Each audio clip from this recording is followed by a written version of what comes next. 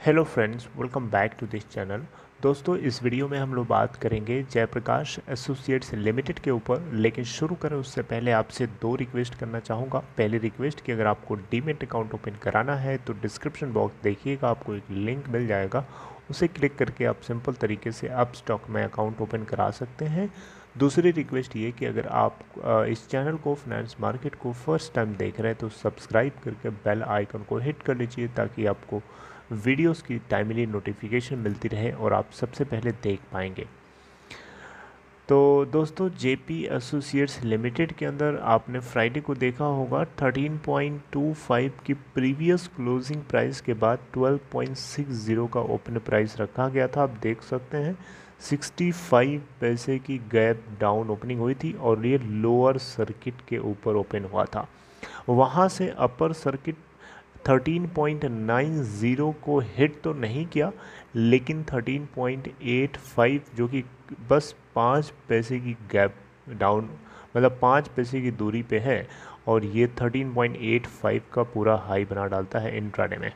लगभग कह सकते हैं कि अपर सर्किट को हिट किया। एनएससी के ऊपर का ये सब डेटा है। एनएससी के ऊपर अगर आपने वॉल्यूम देखा होगा तो 1,82,54,457 शेयर्स ट्रेड हुए, जहां पे 60.21% की डिलीवरी।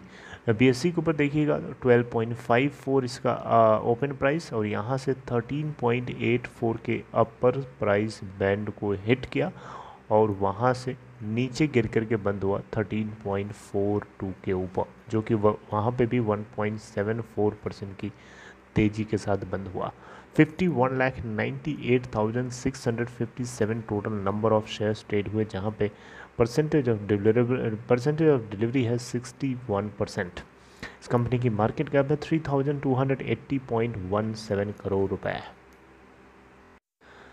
देखिए, लास्ट के 5 दिनों का ग्राफ आपके सामने लगा रहा हूँ। लास्ट के अगर एक महीने का ग्राफ देखें तो लगातार हमें इसके अंदर जो है 8 जून 2021 के ऑनवर्ड्स लगातार हमें ग्रोथ दिखाई दी, और फाइनली ये हाई बनाता है 15.9 का 17 जून 2021 को।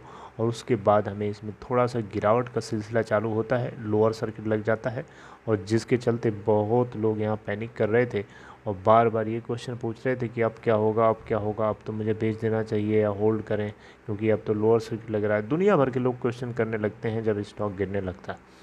तो यहाँ पे पेशेंस रखना बड़ा मुश्किल होता है, क्योंकि इस जोन में जिसने भी पेशेंस रखा होगा उसको यहाँ पे थोड़ा सा, मतलब भरोसा उसका यहाँ पे टाइट हुआ होगा कि हाँ अब तो इसमें अपर सर्किट लगेगा।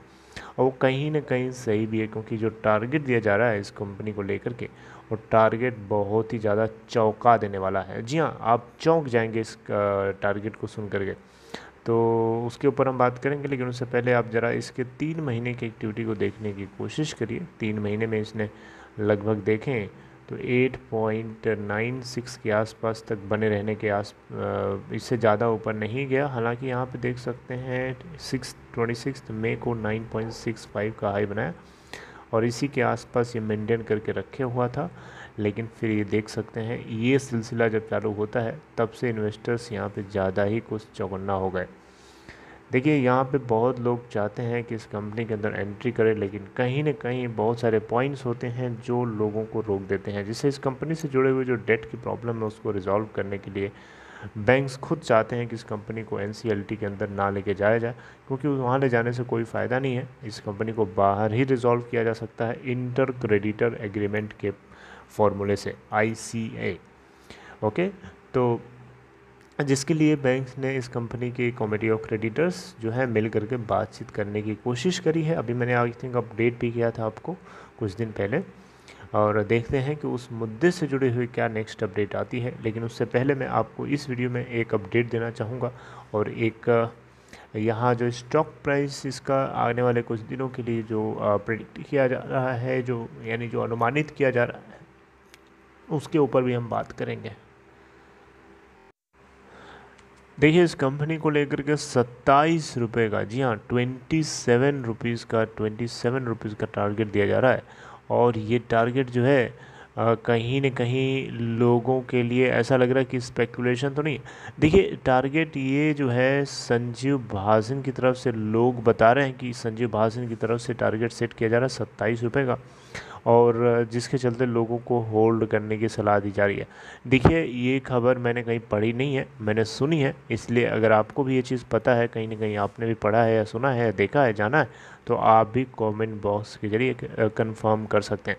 देखिए मैं नहीं कह रहा हूँ 27 रुपये का इसका टारगेट होगा, हो भी सकता है, नहीं भी हो सकता है, लेकिन इतना ज़रूर कहूँगा कि इसके अंदर पोटेंशियल है, टर्न अराउंड पोटेंशियल है इस कंपनी में, और ये जेपी ग्रुप की एक फ्लैगशिप कंपनी है, आपको पता हो। तो अगर इसके Q4 के अंदर धीरे धीरे सिचुएशन सुधरती है, जैसा कि इस बार हमने फाइनेंशियल्स में आपको मैंने बताने की कोशिश करी, मैं फिर से बता देता हूँ, इसके क्वार्टरली रिजल्ट्स में फाइनल इसका जो बॉटम लाइन आया है इस बार 425.9 करोड़ का कंसोलिडेटेड बेसिस पे निकल के आया, जो कि बहुत अच्छी बात है। इस रिज़ल्ट के आधार पर तो ऐसा लगता है कि ये प्राइस जो है इसको मेंटेन करके रखना चाहिए, समझ रहे हैं। तो ये Q4 धीरे धीरे इसका आने लगे, अच्छा होने लगे, और इसके साथ साथ में जो इसका डेट है उसको सॉल्व करने के लिए इंटर क्रेडिटर एग्रीमेंट के माध्यम से banks outside NCLT outside court अगर रिजॉल्व कर लेते हैं तो फिर ये स्ट्रॉन्ग परफॉर्मर की तरह आपको दिखाई दे सकता है। तो इसलिए उस केस में 27 ही नहीं बल्कि उससे भी ऊपर जा सकता है, समझ रहे बात को। लेकिन इस बीच में कुछ एक्टिविटीज़ करी गई हैं कंपनीज़ की तरफ से, इस कंपनी की तरफ से, वो आइए आप लोगों को बता देता हूँ जल्दी से।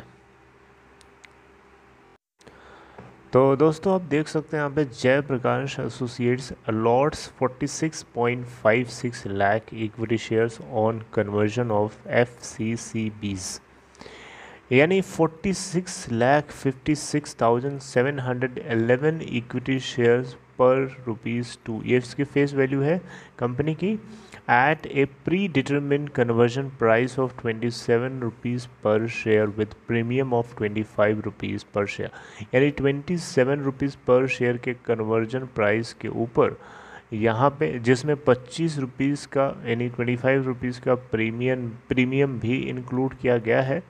ये अपने FCCBs को ये कन्वर्ट करेंगे, और जो स्टॉक जो एक्सचेंज रेट यहाँ डिसाइड किया गया है $1 is equal to 64 rupees.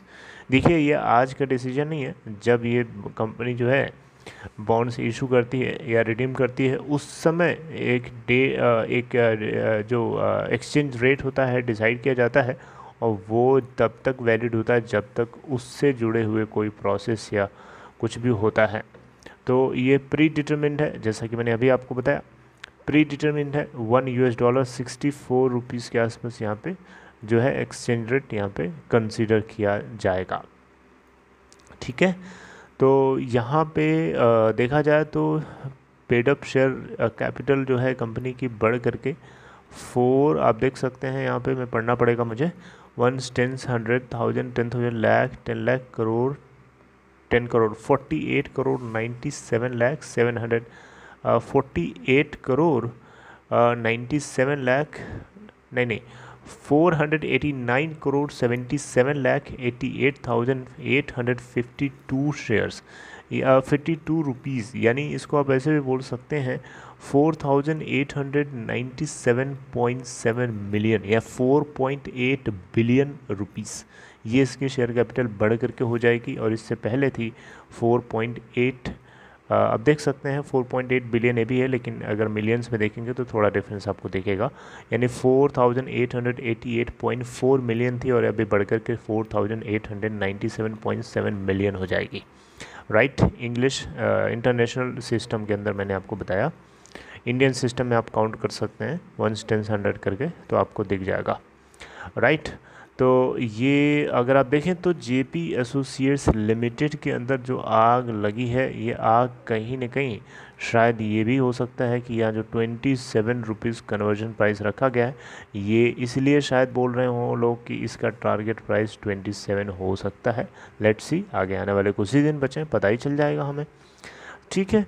So I hope you like this information, and इससे जुड़ी हुई कोई और अपडेट मुझे मिलती है तो डेफिनेटली आप लोगों तक पहुंचाने की कोशिश करूंगा और करता हूं हमेशा। समझ रहे बात को।